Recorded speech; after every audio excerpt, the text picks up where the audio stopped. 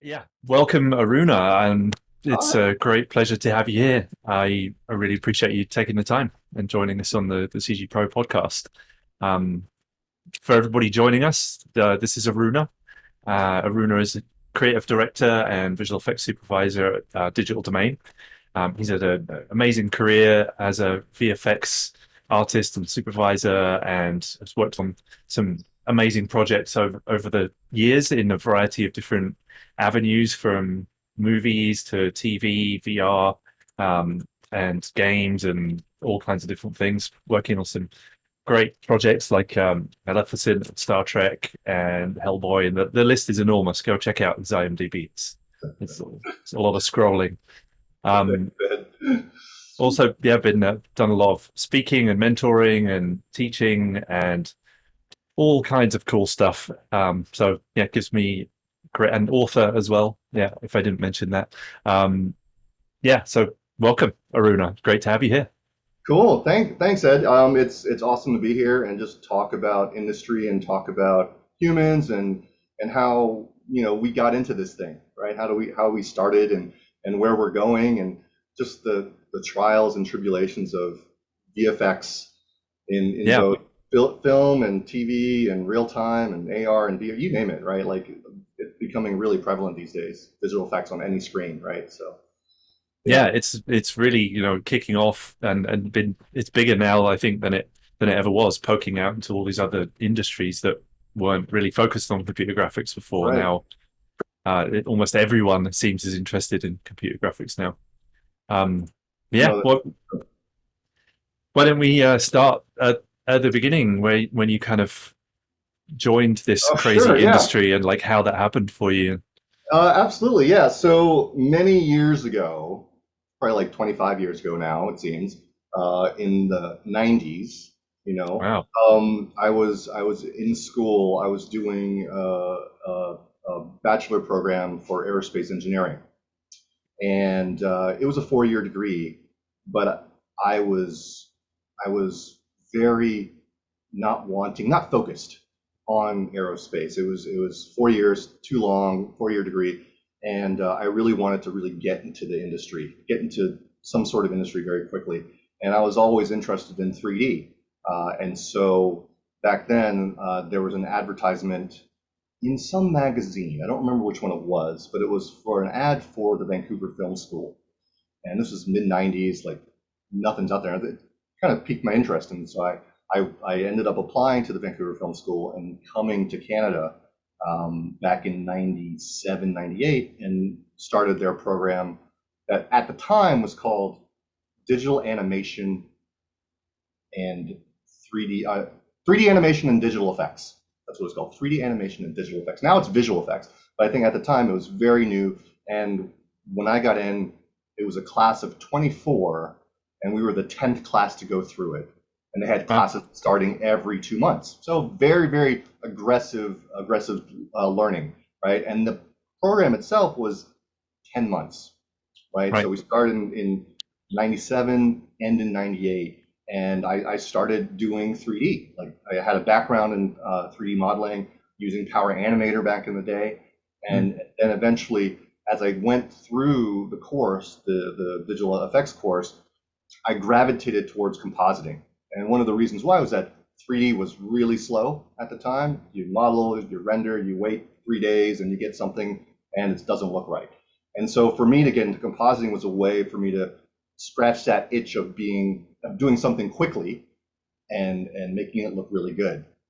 And so little did I know that's was called compositing. Right? That's what I learned there.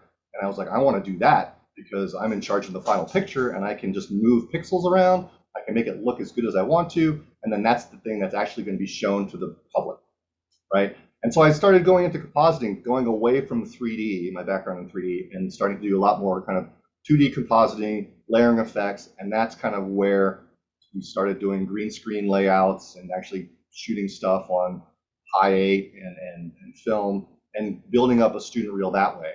And so I started doing that and became a compositor straight out of school, really much, doing an internship program at a small company, and then became a full-time employee there for 3 years, doing discrete Inferno flame work, which now is I think I forget who owns discrete now, but started doing that. A lot more client-facing work, which was really helpful, working with other VFXs at the time on shows like Outer Limits, X-Files. There's a bunch there. Stargate, so a lot of the stuff in my early IMDb history has been working on that. And I was fortunate enough during that time, around 2000, 99, 2000, to be nominated for 2 Emmys for Stargate. And that was one of those things that, Showtime was the provider for that. And they had never gotten something like that. So they sent us all down to LA as a nominee. And so that was kind of great, in 2000, That's cool. 2001. So that was really awesome, kind of my first 2 years doing something cool to be recognized by both the Academy and my peers to kind of be nominated in this capacity. And I was there in Vancouver for a little bit, doing a lot of TV movies of the week, episodics, a lot of interactive stuff with clients, back and forth on the flame suites, having them sit behind my shoulder, move the pen around, make it blue, make it green, and then it goes somewhere else to DI and they make it gray, and doing that way, right? And then from there, I really wanted to kind of get into features. And at the time, in early 2000, we didn't have features. A lot of that was in LA, in the Bay Area, and a lot of my peers, it was getting kind of not stagnant, but at a certain point in your career, you want to grow, right? And I was hitting a point there about 3 years in where I just needed to do more things, start to work with film, not just TV. TV at the time was captured on 35 millimeter film, and then it was scanned in, and then we worked on it, and then we put it out, and we put it on the Betacam, and then that was shown to the public. But we actually scanned film for the episodics for Stargate and all the other ones. So I did work on film, not finished the film. But then I wanted to kind of work on real films to actually go into theaters, and a bunch of peers went to Australia, and so I went with them, and we worked on Ghost Ship, which was the first film that I worked on. There was a smaller film that we worked on in Vancouver called The Sixth Day. We did a test for that. The Sixth Day is that clone film with Arnold Schwarzenegger. Right. I remember that from back in the day. But we did a test on that. We didn't get it. And so I was like, you know what? I want to work on a real film.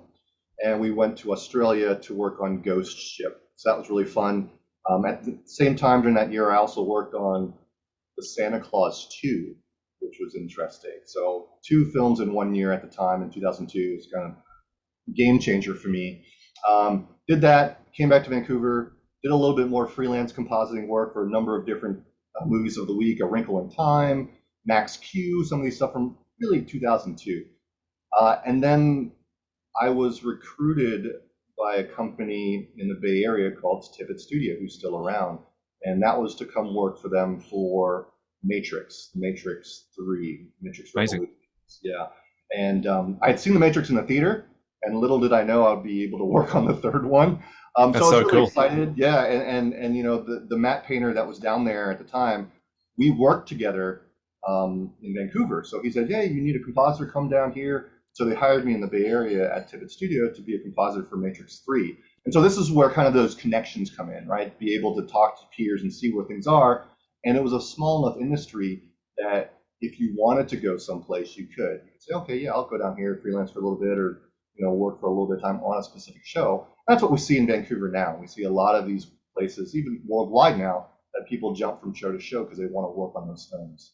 Especially when you're young and hungry and you can do that. So I did that for a number of years at Tippett, working as a lead compositor on a number of feature films, like you mentioned, Hellboy, Matrix Revolutions, Constantine.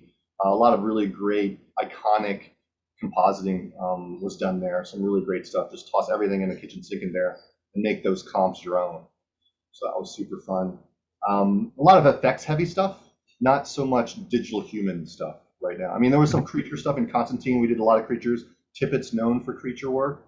So we did a lot of the Constantine creatures, the Seplovites, Hellboy. There's a lot of Hellboy himself, and a lot of those creatures in the first Hellboy we did, and they were all digital characters, And then I moved down to LA and started doing more compositing with DD for Flags of Our Fathers. That was my first show in LA for Digital Domain. And I was a compositor there. I came in fresh and learned Nuke because it wasn't out there yet. Nuke wasn't a publicly available Yeah, it piece was of their software. software at that point. Yeah, it Yeah. was their own software, and so it was really great to kind of learn to use Nuke, but also be pivotal in its development, right? Yep. Being able to like talk to the software engineers and say, hey, this is what we did when we used Flame. Can you put that functionality into Nuke? And so those software engineers would go back into their corner, they'd do some things, and then the next day we'd have a new build of Nuke that had that functionality in it, which was really great to see that level of, make your own compositing package and make it really cool. I think it's very similar to what R&H did with Icy, and be able to make your own compositing package that takes all those passes in. We saw that with Sony as well. And so they kind of did that, and that's kind of where I've been. I've been at DD for 15 years, something like that. Wow, I think that's 15, amazing. Yeah. that's a long time. And just grown with it, right? So it's been really quite fun to grow with the industry, and right now really be able to help define where we go at the company. Being able to see where the future is, see where real time's going, see where humans are going, and not just in visual effects, but we talked a little bit about this earlier, where digital humans, a number of people around the world, big companies are starting to kind of develop their own human, right, and figure out where that's going to go. So that's fun too. Awesome. Yeah. Just going back to the beginning for a second again, was there like so I know you saw that the course was available and there was a path, but was there like something in the entertainment space that really inspired you and spoke to you and kind of made you think like, this is what I want to do? Yeah, I got into this because I wanted to make miniatures. Right? I Right. was a big model making guy when I was much younger, teenager, preteen, and I made models, and I'd film the models with a friend's video camera, and do that type of miniature stuff. And I started doing that as a child, and then Like stop finally motion. stop motion stuff, yeah, and then Yeah. and then also just models, just like flying and a cruiser through like the forest floor and filming it low, like doing exactly what they did in the films to mimic speed, right? To mimic miniature speed. And one of the pivotal shows at the time that really that I gravitated to was Movie Magic. Movie Magic was a series in the 80s and 90s, if you remember, where they just went to places and showed how they made movies. They Oh, shot how cool. they showed miniatures. It was a really great show. I can't remember what channel it was on, and I'm sure it's on YouTube. I'm sure if you type in Movie Magic on YouTube, you'll get a bunch of series. I'm not On sure if we got that in the UK. Oh, but it's wonderful. At the time, might have been on PBS or something back then, public broadcasting. But it was one of those things where I saw what people were getting paid to do, the Harryhausens and the Tippets of the world, right? Making miniatures and filming them to make a storyline. And so that's what I really gravitated to do filmmaking and make films and make miniatures for those films.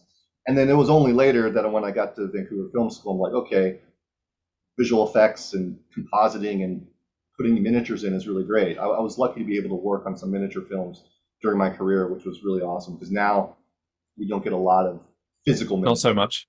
Yeah, Yeah. yeah. Some people are still really keen on practical and miniatures, and They're I know awesome. I they did mean, some of that work on Mandalorian, even where they even on there making smaller models and then scanning them in and then using them in game engines, which is yeah, kind yeah. of a crazy workflow. Yeah. It's awesome, and a lot of the feature film directors still use that. I mean, Nolan is Yeah. one of the most famous ones, right? A lot of people still use them um, because it gives that tactile nature, and you kind of have to plan ahead Mhm. to a certain degree to shoot it on film, right? Because you got to make the miniature, prep it, and build it. And then once you shoot it, that's it. So it's really exciting to still be able to physically make things. There are a couple companies in town that still do that. New Deal, Legacy. There's some places that still do these miniature stuff, and they're amazing. I would love to be able to kind of get back on the box and do some compositing on that. But Yeah, it's similar for me. I really wanted to. I loved making things when I was a kid. I loved like building stuff out of nothing. I didn't have many toys, so I had to kind of make a lot of them. And constructing stuff out of cardboard or just bits and bobs I found lying around. And I originally wanted to get into movies as well, doing practical, but then I think it was similar. Just visual effects had kind of really beaten it in terms of the amount of work available or the what was being done. No, that's So similar true. similar story. Yeah. I mean, that was the really great thing when I came down to the Bay Area to work with Tippett, because Tippett was a traditional model making place. And so being able to go into the stage where they shot green screen, blue screen, being able to see all the maquettes and the miniatures that they used over the years, be able to see Ed 209 towering over the stage and RoboCop's miniatures, the AT-ATs from Star Wars, just to be able to see those physical miniatures, and even the models themselves, just for scanning and digital scanning, like the crazy Dr. Jekyll and Mr. Hyde from League of Extraordinary Gentlemen, that Tippett did, and just seeing that miniature that wasn't in the film, but just to see that maquette made as a proof of concept to sell the product. The project was awesome, to be able to do that. We have some of that stuff at DD2. You walk through the halls of Yeah, DD, you see, the Apollo 13, you see the Zorg building, Floston's Paradise. You see all these really great miniatures, and with a traditional digital release and digital recreations of models now, you don't get a chance to physically see that anymore. That's kind of what I miss, is the physicality of the model building process, and they're so popular when you think about it. When I traveled back to the East Coast to go to the Air and Space Museum, they've got Close Encounters of the Third Kind there, the spaceship from that in the Air and Space Museum. So that's cool. there's a reference for that in pop culture history, and people that haven't seen this film, like, that's the miniature from the film, and it's really quite cool to see.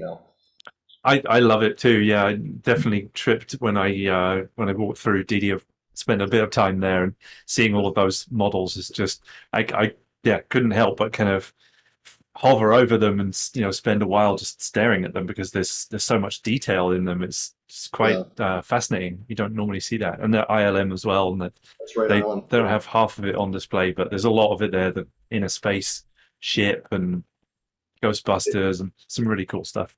Yeah, I'm really hoping that, with a VFX museum, if it were ever come to pass to have a VFX museum, to have those at a Yeah, repository to see, because there's some really great things, and to be able to see the scale of them, just to, like yeah, when Lord of the Rings was out, right? Like, just to see those bigatures, those massive sets, like, that's really special. And yeah. when you see that, it's impressive. Now if you want to see something, you got to unarchive it, and then you have a digital model, then it's digital. You can't really do anything about it. But now, I guess, with 3D printing, you could print it and make it, but it's not the same. It's after the fact, right? It's nice to see that Yeah. before it goes into the film. I thought I don't know what came of it, but wasn't George Lucas building a museum in LA? Yeah, I thought so. I don't know how far it's gone, Yeah, but it was near Museum Row. That's what I heard. I heard it was going to yeah. go to Museum Row, but I haven't followed it in a couple of years, because COVID took over. So Yeah, maybe that stopped it, paused yeah, it for a while. for sure. Yeah. But that sounded really really cool. And I remember seeing the design for it. The building itself looked like a work of art. It did. Yeah, that's right. That was really cool. Yeah. So so that's kind of, seeing doing the background, seeing the miniatures where they're going, and that's what really got me into the space, and trying to push forward on all aspects of that. So yeah, that's pretty. Amazing. Yeah. But yeah, maybe now the equivalent, they may be able to create some kind of virtual museum and have some of these digital things hanging in space, and not quite the same as being able to. Obviously, you can't touch them anyway if they're real, but no, maybe somewhere close to it, being able to go through some kind of virtual museum in the That'd be future. interesting. Yeah, that'd be really interesting. I think, as we see VR hopefully make a bit more impact, and being able to say that VR is not necessarily just a way to consume media, uh, but it being a way to have an experience is going to be more fruitful. It's going to be more beneficial to people that just want to have an experience, right, as opposed to watching something. Traditional media, 2D film, you watch it and you are engaged in the story, and it's a story, and it's there, and you experience that. But what I've always talked about with VR, is the ability to have an experience. right? To be able to actually be immersed in something, and it doesn't have to be necessarily photoreal, but to have those emotions come through is very, very exciting. We see little, quick times and little memes about people putting their VR headset on for the first time and going down a roller coaster, right? And these are the experiences that stick with us. And so I think, as VR matures, as Apple gets into it, as these other companies get into VR and AR, we're going to see the ability to make experiences really powerful. And that's going to be, 5 years away. It's going to be pretty quick before we know about it. Yeah, yeah, it's exciting to see. I know there's some people are 50-50 on the way that it's rolling out with Facebook and it being attached to accounts, but what they are doing in terms of getting it out there at a good price point, I think is fantastic, and Yeah, it having more opens it people up. getting access to it. Yeah, it's wonderful. I mean, Zuckerberg took a $2 billion investment, and people thought it was the beginning of it. But I think now in today's age, everyone wants immediate gratification, right? And so they're thinking it goes in, it's ready to go.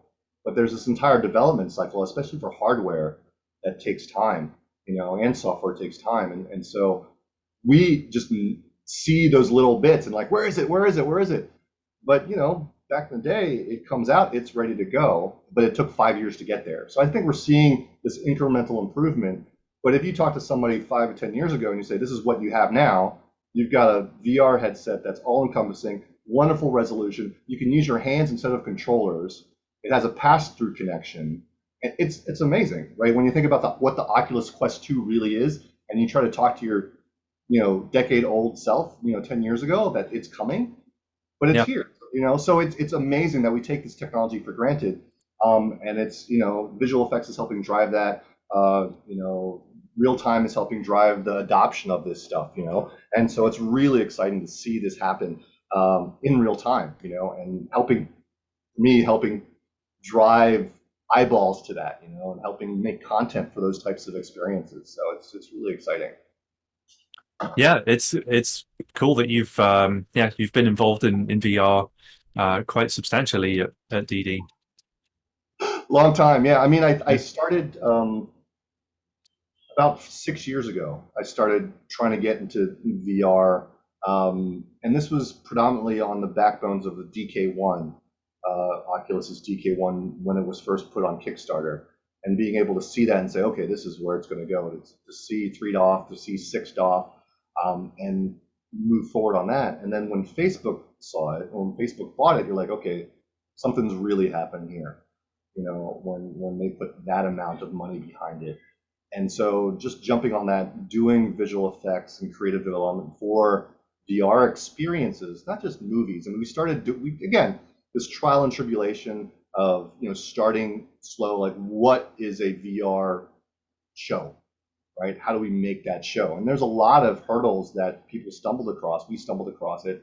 And you get kind of this mediocre thing. But the ultimate goal in VR is not to have necessarily a 2D playback screen. It's those experiences that are immersive, that allow you to move around and explore. And we're starting to see that now, quite a bit, and fidelity is only going to get better. It's really cool to see. So I'm glad to be here, kind of 6 years in, and seeing where it's been, and helping drive it forward. Trying to see what we can do to help drive it forward, which is really cool. You know. Yeah, yeah. You want to tell us a bit of what you can say of what you've done Oh, sure. Yeah, yeah. over the years in VR? Let's see. So when we started, the division at DD, it was probably 2015, 2016, and VR started to get really big. Facebook bought it, and there was a small team at DD that wanted to do it, and we had a number of different projects come through the house. Excuse me. The one I worked on the very beginning that kind of helped start it all was, the Neymar experience, the Neymar Jr. experience, and Bjork Stonemaker, which Jackie knows about. So those particular projects, those two projects, kind of started DD on this path of creating not VR experiences, but VR movies, right? The Bjork Stonemaker experience was with Bjork, and she filmed it in Iceland, and we got the plates after they had shot it. But it was a stereo experience of Bjork on the beach with multiple versions of her singing and dancing. So it I was a remember music that video, one. Yeah. right? So it was just a music video, but it was new, it was exciting, it had never been done before. And I like doing things that have never been done before because if you fail, at least you say you've tried and Yeah. haven't, right? So it was great to go into that project having no idea really what to do. Nuke didn't have its VR bits yet, right? Right. So we Yeah. had to Carol didn't develop, exist then. Yeah. yeah, so we had to build a lot of that stuff into Nuke using gizmos and RTDs, built a lot of things to help unwrap spheres, stereo composite stuff, put them back. It was a real beast to do that, you know. And then of course there was a commercial that came in. Again, these commercial agencies want to do something exciting, right? So the Bjork Stonemaker thing, the music video was really exciting. And then the Neymar Jr. experience was another one that happened, I want to say in 2016. That's when we started it. But it was your Neymar and you're playing on a soccer pitch, and it's an ad for Nike's new shoe, right? So the VFX supervisor at the time, she had come to me and said, you know, how do we do this? What can we shoot on set to make this thing work? And I was like, okay, well, we should run a test and see if we can do motion control multi camera capture to be able to composite all of this stuff together. And I ran a test on our mocap stage with a motion control system with myself as a stand-in, other people as stand-ins, and we did a rudimentary test to see, hey, could we do multi-pass compositing with motion control in 360, right? To be able to focus and be able to set the film back of the camera as you move. There's no parallax, so where you put the camera in space on a pivot point, you don't get parallax between the foreground and background objects. So a nodal pan, as you would say, right? And so being able to shoot multi-pass compositing on our stage as a proof of concept, and being able to show that to the VFX suit, and then showing it to the client, saying, hey, this is how we should do this. This is how we can totally make this work, right? The great thing was that it wasn't stereo, even though I wanted it to be stereo, because goodness, that would have been crazy difficult. But we were able to do multi-pass compositing with 360 footage.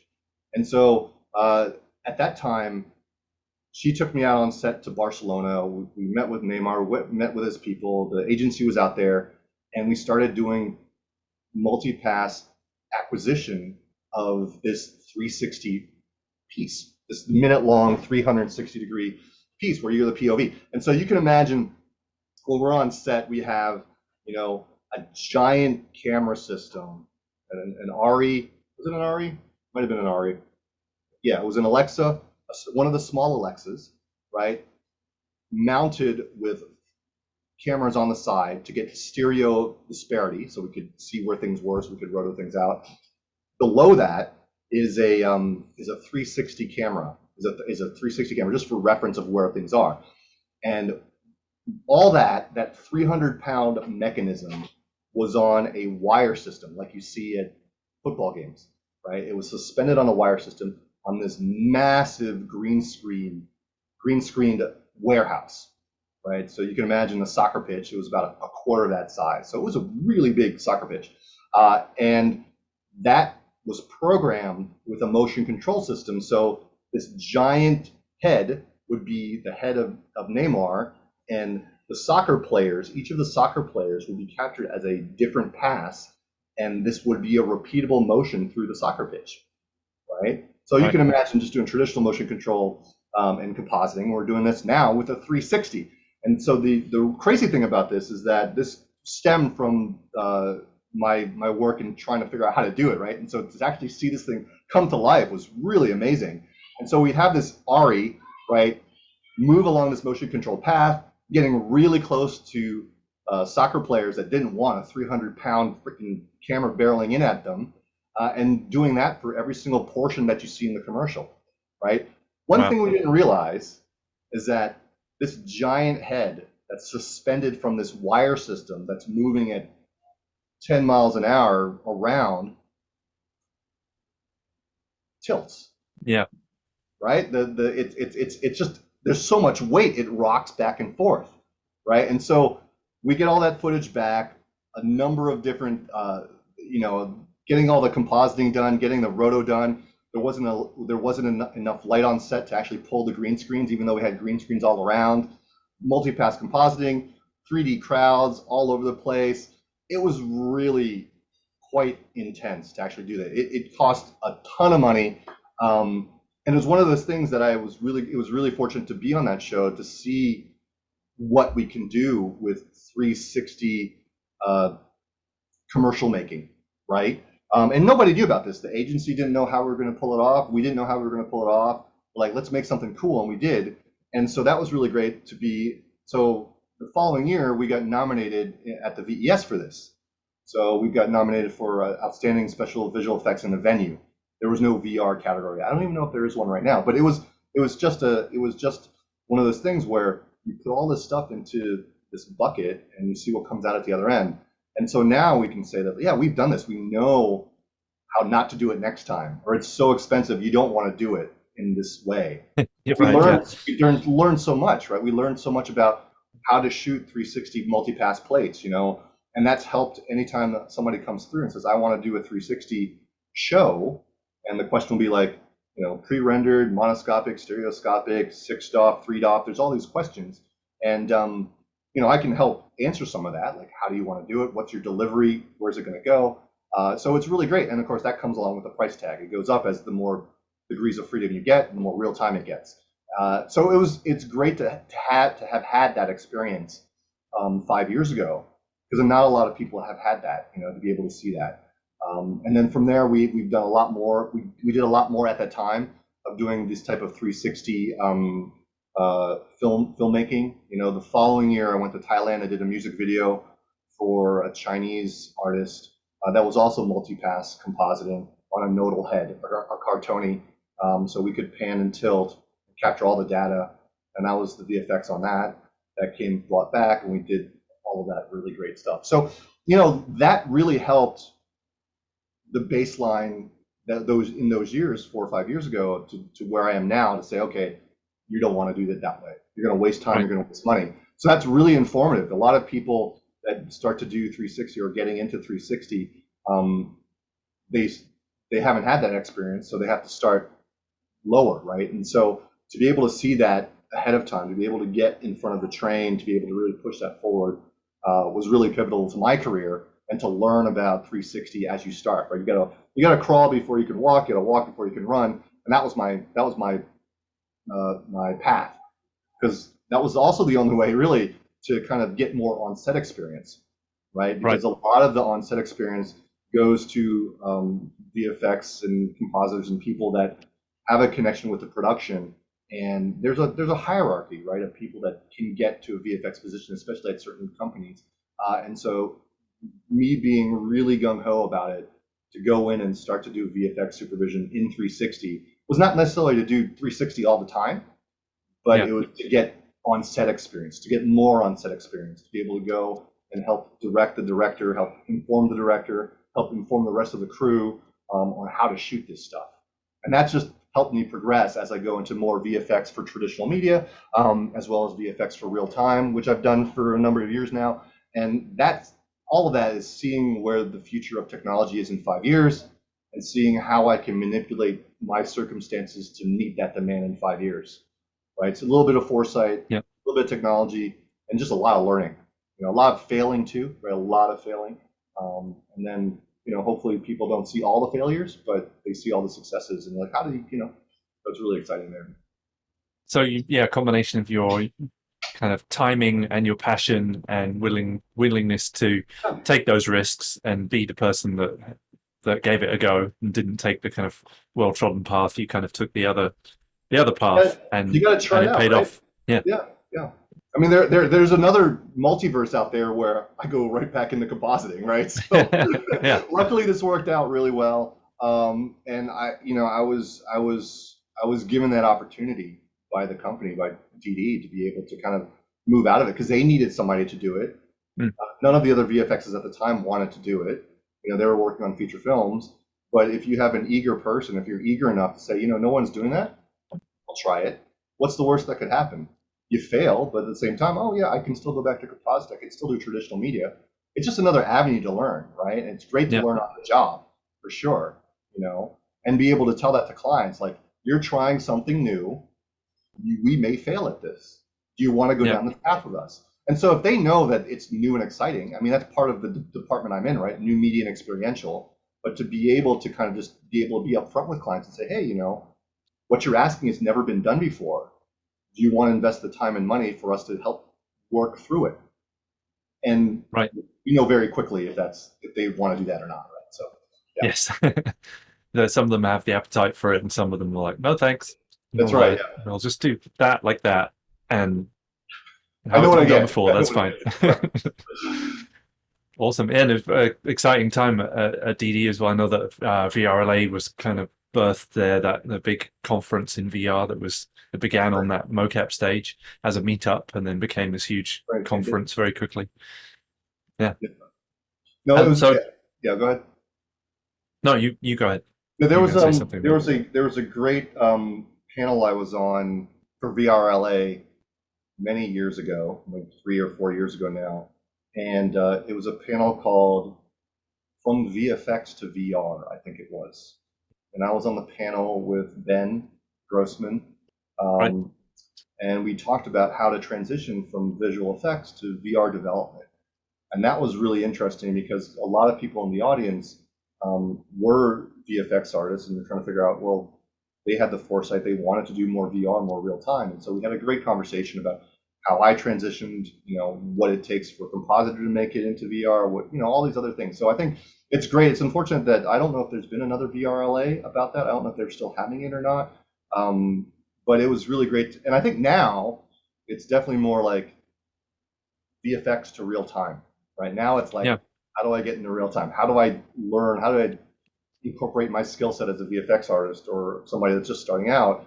How do I make those inroads into real time development? Because it's another world. Absolutely, and also the subset of which is VR as well. It's brought VR with it. Well, so maybe I can ask you that question for anyone out there who's curious about getting into what is, I guess, commonly called virtual production or whatever it will become. That's what kind of the umbrella for what people are describing it as. What from VFX to virtual production? What's your advice? I think there's a number of different avenues to take to get into this type of virtual production, this type of VFX into virtual production. There's a lot of jobs that I want to say that are in virtual production that some people don't know about, right? I mean, people know about the development of, you got to put it on an LED wall if it's an LED wall, but virtual production is not just LED wall stuff. It's also what I see when I go out on a mocap stage. It's actually being able for a director to put on a VR headset and see that world. That's what Steven Spielberg did when he was shooting Ready Player One with us, right? He was able to put on the headset and be able to see the garage, right? And be able to move things around. That's virtual production too, not necessarily just on an LED wall. So for those types of technologies, you need different types of skill sets, right? You can definitely be the artist that makes the content, the walls and the buildings and the cars, but there's also somebody that has to engineer that thing, a software developer, a TD that actually has the glue to do that, to be actually say, okay, what are we actually showing onto the VR headset? Is it an Unreal project? Is it a motion builder project? Is it a Maya project? How do we deliver that to the headset? So there's a TD role there as well, right? Then there's kind of like the programming role, like, okay, well, if Steven Spielberg likes this take but doesn't like the take after it, but we moved something, how do we get back to that position, right? How do we move that thing to the exact position that it needs to be? So there's kind of this production role too of like, okay, this object moved 5 meters this way. That's recorded in some sort of system, whether it's a digital system or pen and paper, right? To know where the order is, like for just production work, right? So there's that. Then as soon as you start to add these other complexities, okay, now it's just environments. But what if you want to add motion capture artists? All right, now you need somebody that knows kind of the motion capture suits, whether it's Vicon, Xsense, OptiTrack, you name it. There's a number of Coco, there's a number of motion capture suits. How does that data get transferred into Unreal or Maya or whatever thing, or Motion Builder? right? So that director can see it in a headset or see it on an LED screen. So there's a technology there. So if you're really interested in motion capture, if you know how the Rococo system works or how motion capture data is transferred from one place to another, that's another great way to get in, to be on set, to learn about these things, right? And then of course it goes same back. You got to know what's being transmitted to be able to record that, so that when you send that out to a vendor, say DD or some other, but they know exactly that take with that time code corresponds to what Steven Spielberg saw in this particular scene, right? So there's all these levels on mocap. We haven't even talked about the LED wall stuff. This is all just digital data transfer, right? And then that's just bodies. If you want to do facial capture, there's so many different types of facial capture. So if you know face wear, if we have technoprops helmets, we have marker sets, we have makeup, we have a lot of different types of technologies. And each of those technologies require somebody that knows what they're doing with that specific part of the process. Like, not a lot of people know all of it, but if you're the best facial tech, you're the best person that puts on makeup, you're the best person to know or track facial dots onto a digital head, those are very important parts of the role for just that little section. So there's lots of really ancillary things in a virtual production world. And of course, all of those, now that Unreal is releasing some of that with 427, a lot of those technologies are becoming, people can use those and test their knowledge and learn about it before it even becomes really out there, right? A lot of the big companies are so big that a lot of the people that are already working for it don't get a chance to test these technologies out, right? And so they need dedicated people like, okay, what's in 427? It's moving so quickly that I don't know all the things in there, right? And so to be able to go in and dive in when people have time to actually look at what 427 provides us and 5.0 provides us, that's really helpful for these bigger companies that are looking out and trying to hire people that know that, right? Or done productions or done even independent things like, oh yeah, I know 427, I've done this, and this on it. Like, that's great. We need somebody exactly with that. So we're going to see a lot more of that. And it's not just, like I said, not just going to LED walls or VR or AR, but it's just the process and the pipeline from getting visual effects data into Unreal. And the tool sets are becoming way more powerful. And I talk to compositors all the time where they want to do something in Unreal, but there's no direct correlation, right? Like, I'm a compositor. I came from a composite background, but I don't composite in Unreal. I can't do that. So what if I was not a VFX supervisor? What would I do? There's lighting, there's look dev, there's sequencer. There's lots of ways to assemble and make things look good if you know color, right? If you know color, that's really imperative too. So when you start to work with color and you start to think about Unreal color science, and then, oh, wait a minute, now I got to put it on an LED wall. What does the LED wall give me? What's the color on the LED wall? And then what's the color coming off the LED wall captured by another camera? Yeah. Is it visually perceptible? Or if I start to crank the colors after I get it off the wall, what does it look like? Right? So there's a lot of really cool, interesting little disciplines that big companies want to dive into and have people. And a lot of people that are already employed at these big companies don't have necessarily on the box time to learn it, and so it's up to people out in the audience, other people that are really excited to work after hours, to work on their own, to figure out, okay, this looks kind of cool. I can make a living doing this little part of Unreal, and I know big companies will want that. They may not want it now, but they will when people want to do virtual production. They want to do LED walls. They want to do another Mandalorian. They want to do more of those things. And so they need the right people to tell them what they can and can't do effectively, So yeah, it's really cool. It's really interesting how fast it's moving to your point. And we have a school and we teach Unreal for filmmakers in it, and trying to keep up with the innovation with Epic's an interesting thing to do for sure. But definitely some great advice there in terms of how to get in, whether it be from the traditional route and using those skills and leveraging them, as well as diving into some of these niches. And some of the areas seem to have more demand as well because of a lack of supply, partly, or just there's more opportunities in it. But there's some areas that have a lack of supply. I know there's people are always looking for good tech artists to glue the things together. Yeah, and it's and not just color as well. VFX. That's right. It's not just VFX when we talk about it, right? Unreal and virtual production and real-time development is not just for those types of deliverables, mocap sets and virtual production walls, but ArcViz, right? There's medical science. There's all these things that Yeah, still require real-time development, that are in games, right? They're all lucrative, and there's all a niche that needs to be filled in real time, for those positions, right? So yeah. it's exciting. It's going to be a really exciting, 3 to 5 years. It's really cool.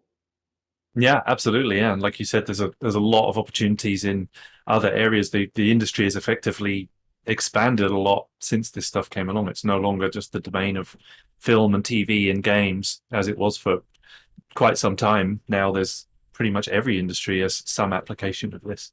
That's true. Yeah, no, it's really exciting. And I'm working on a wonderful project that is all real time.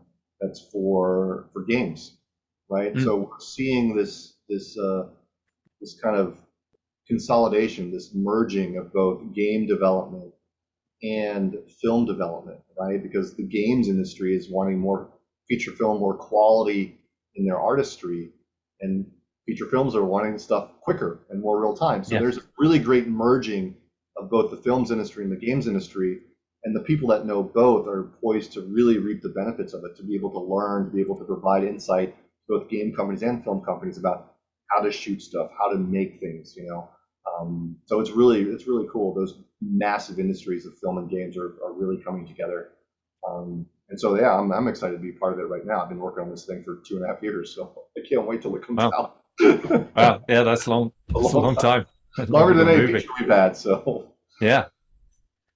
Something else I know that you are passionate about that you've worked on for some time is the area of digital humans. I'm wondering if you could talk to that a little bit, yeah, sure, yeah, whatever you're allowed to say, anyway. absolutely, yeah. There's a wonderful talk I gave. It's 40 minutes long. I gave it in 2018, I think, and it was the history of digital humans. It was called Event Driven Performances, and I gave it at GTC, NVIDIA's Yeah, Graphics Technology Conference. So if you guys haven't seen that, you should take a look at that. But I go through the history of what DD has done on digital humans, starting from Titanic, right, and moving forward into Orville Redenbacher and Benjamin Button, and then into Thanos, and then into our real-time development thing. And all of these are incremental improvements. When we talk about like always fail before you succeed, I mean that's what DD's been doing for the digital human world for 20 years now, right? And seeing what we failed on with Orville Redenbacher, and seeing the fruits of the labor being transmitted to Benjamin Button 2 years later, and getting an Oscar for that. That's really exciting. So there's always failure before success, and it just depends on how public you want to make those failures, right? So it's really exciting. So I've done a lot of that from that. I wasn't on Buttons, unfortunately, or Tron. My first kind of digital human work was on Maleficent, and creating the Pixies, and being able to really get into the development of realistic digital humans, starting from an actor scan. Right, it's really great to see that coming from an actor scan, and pushing forward the digital human side on that front. So I see, and we see a lot of this happening with technologies companies these days, right? Facebook Reality Labs is one of them. Epic's another one with their metahuman stuff. We're seeing people really want to push digital humans to the forefront. One, because it's the expressive nature of humanity that connects us through these screens, right? And we're doing some really great stuff for a product that we call Charlatan, and it's out there on DD's YouTube page, where we do a number of like replacement faces, things like that. And combining that is really quite exciting. I think there's something on FX Guide that we did for Free Guy. We did it for Lombardi. We've done the Charlatan process, to create believable humans, um, through the history for this short time. This is like 6 months old stuff. This is technology that's 6 months old, and we're really pushing that forward. So I can see digital humans and our personification in both VR and filmmaking to be able to convey our emotions more effectively with your own avatar, right? We see some of that with VR chat. We see some of that getting that through. And when I'm in VR, I'm talking to a friend and they have the hand controllers. You know it's them because of the way they move. You see me moving my hand around, you know it's me, right? So to be able to have that digital representation of yourself, you know, eventually, and working with actors that have their own digital representation and just selling them like this is you at this point in time. Like with Doug, like Digi Doug was made on Doug Roble, and he's going to be that age forever Right. in Yeah. the world, right? So that's really exciting, and you know you're never really gonna die, you know, because your digital version of yourself. You could be 80 years old and you have your version at 30, you know, and that's like it's wild to think about that, you know. We have a question on it. It's come in Sure. from the listeners. Will digital humans ever be practical as online avatars? I for users, I think so, and here's the reason why, right? Probably everybody that's watching this is on Facebook, and so you have all your photos uploaded to there, some photos up there, but they're of you with selfies and all that stuff. So right now, Facebook has your your photographic self, right? And we've seen technology that takes a 2D picture and makes it move, right? So you can imagine as you upload your data to whatever social media site you have, that data is capturing your likeness from different angles, right? What do we do with photogrammetry? We capture your face from different angles and different lighting conditions. So Facebook and possibly Google and other companies that are big are getting this data of you in 3 dimensions, whether you know it or not, right? They're getting the lighting, how your skin reacts to how it in every outside, inside. So they're getting their own photogrammetry session from users like us, and you will be able to, you know, a couple years from now, I'm sure, use your digital photos that they already have, and you'll have your digital avatar, whether it's in Oculus Quest as a static head, right? Or it will be smart enough, what we're doing with machine learning, to be able to move your mouth and you can see it move, right? We know that a lot of the new Quest stuff, the new Oculus stuff, has lower facing cameras to capture your facial motions. It's also got eye tracking inside the headset, so it sees where your eyes go. They're also working, if you haven't seen it before, but they're working on pass-through, so people in the real world can see your digital eyes through it. Very uncanny stuff. So all this technology has come together. So whether we like it or not, there'll be a version of us that is digital in some form, whether it's a 3-dimensional version of us or a 2D avatar of us that we can use, you know. So it's coming, and just Right. where you want to be. If you don't want to be it, just remove all your photos from Facebook, you know, Exactly. Like or wherever they're else. already making your avatar, whether you That's like it or right. not. Yeah, it's pretty insane, especially with machine learning and knowing there's not a lot of human componentry to that. The programming makes it, and then, you know, if I turn this light off, it gets, you know, if I turn this light off here, right? Now it knows what my face looks like from this angle, you know. So it's really quite interesting that it captures the shape of your face and how it moves, and yeah, there's lots of smart people behind the scenes making it work. Another question that's come in. So it's a question about kind of the naysayers of VR, like I guess as VR kind of rapidly increased in its popularity and then kind of came back down again. The question is, what would be your rebuttal to those who say VR never experienced that needing tipping point? Is it proliferation of headsets across the consumer market that never really happened? What would you say to people I, that I yeah, think, yeah. So VR is exciting to me because it gives the opportunity for people that can't go places that opportunity. You know, to be able to travel, like you put it on, you can go on Google VR and go to any place in the world and see that place. You're not there, but it opens up tourism, it opens up abilities to see stuff that you couldn't see.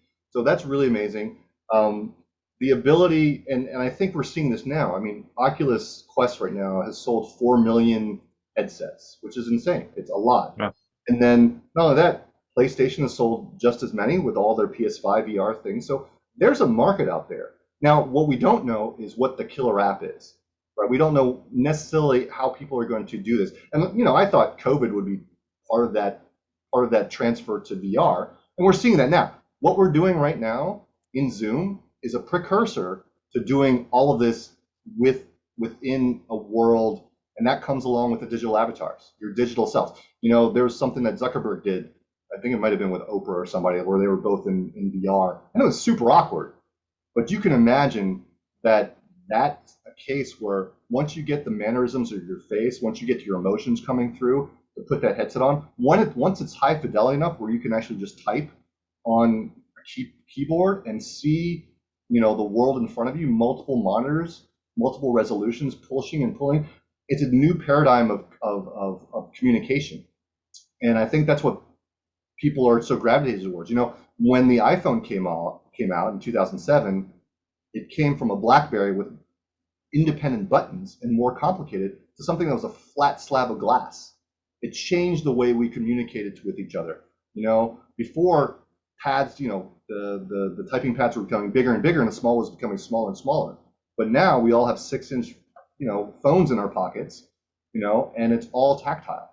So when we think about VR, it's the next step of communication. I think, Snow Crash and some of these other things, you see this metaverse coming. You see Fortnite, it's already here, right? We saw that with this march on the march in Fortnite, to be able to have these experiences. They have a concert in there where it's not just people in the stadium, but to have this interactive experience with a bunch of people around the world.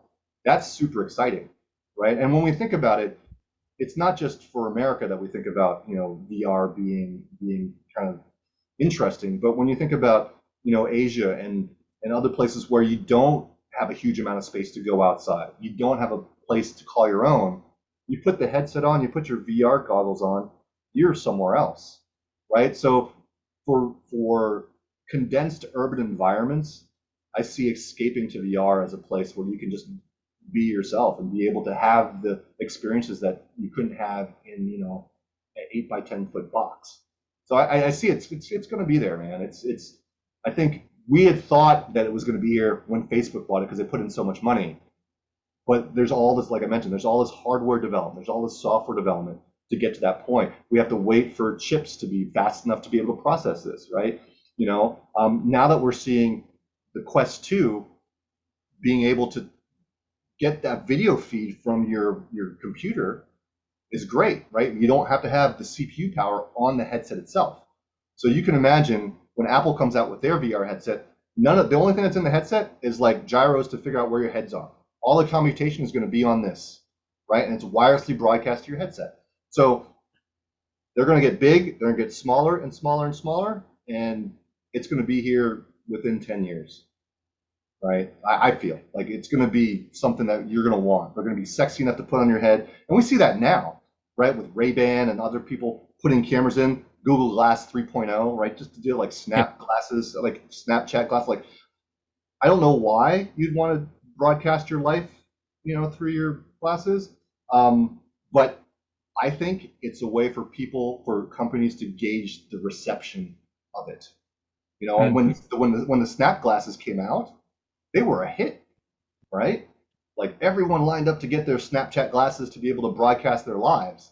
So I think this is the second step of that. Google Glass 3.0, Apple Glasses 1.0. But now if anybody were to do it, Apple would do it right, and they would come out and make it sexy enough for everyone to buy it. So it's coming. Hopefully that answers the question. You heard it here first, folks. No, absolutely. We have one more question. Somebody's asking about digital humans, or what are the implications of deep fakes, in your opinion? Which I guess you know something about. Yeah, so anybody with enough time can make a convincing replication of anybody. If you have enough data, you can make anybody, which is really both scary, yes, and exciting at the same time. And here's why, right? This opens up another avenue for a niche. And there are two things. One, if somebody makes a deep fake and it gets put out there, people have to be educated enough to figure out how it's a deep fake. How, there's some great stuff. There's some great deep fakes out there, right? The Tom Cruise stuff is really amazing. There's some really impressionist stuff that's really amazing. And it's sold on the novelty, right? Mm. We've also seen this to a kind of a detriment, but it was given with permission, where Jordan Peele did it with Barack Obama, right? When you saw that deep fake, and that's the scary part of it. But at the same time, it's going to need people, and this is just another kind of job that's going to come in. It's like, how do we figure out the deep fakes from the not deep fakes? And one of the great things about learning about deep fakery is that it always needs some sort of source footage, right? So if you can find the source footage, you've found the deep fake, right? So there's a lot of this technology that we just have to learn. Like, again, humanity is stupid. And so we've got to figure out how to best prepare for the inevitable humanity that will say everything's real. I mean, we're seeing that now, even with real stuff, right? Real footage. You're like, he never said that. Yeah, he did. So besides that, there is going to be a giant deepfake hurdle. Luckily, within entertainment, we always have the great, I should say, permission. We have the permission from all the people that we scan, or from these states that we work with, to use their version, their digital version, their 2D version, in the propelling of the of entertainment.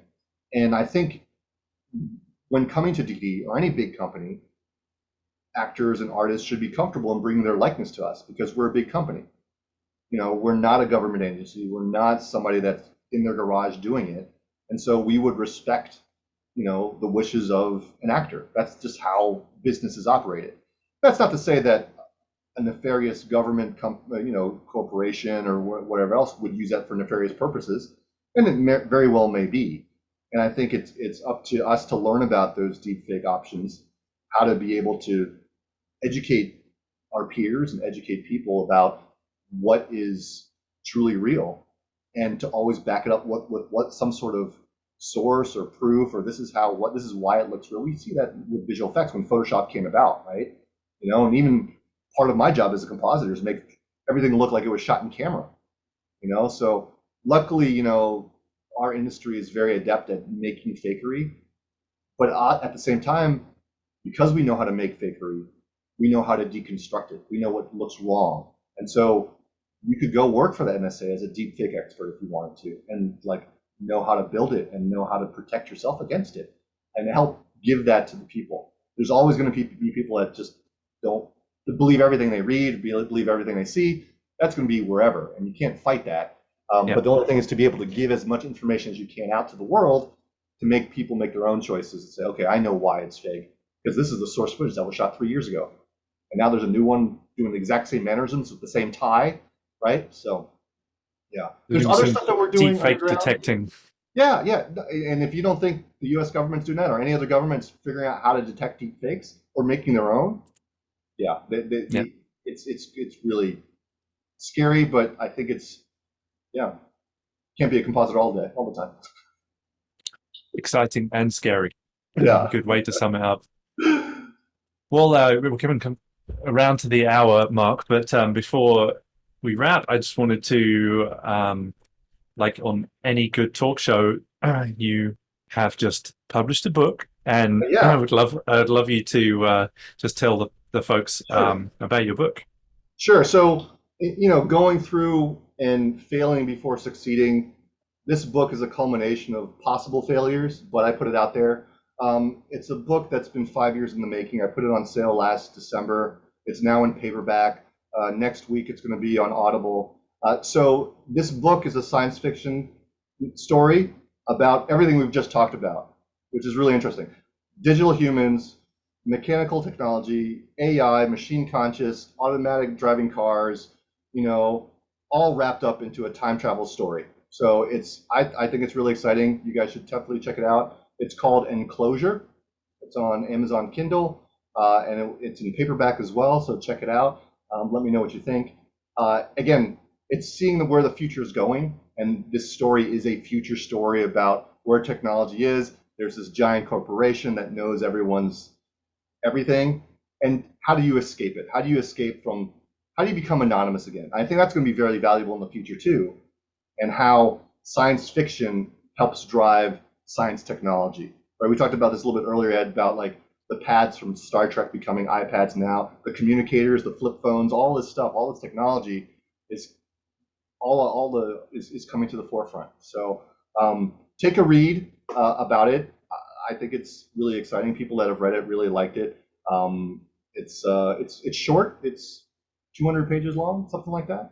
You know, you can get it done in maybe a couple of days. But yeah, Not for me, but it'd probably take me 6 months well, with my you can always current wait for the lifestyle. audio. But Yeah, you can always wait for the audiobook and listen to it. The audiobook takes about 5 hours to listen to so far, and that's going to come out next week. I'm going to put it up on amazing. all the social media channels, so be sure to check that out. But yeah, thank you. Yeah, no, you bet. So if you want to know what's going to happen in the future, then buy Aruna's book right now. Absolutely. And we can Oh, you just broke up, Ed. I couldn't hear you.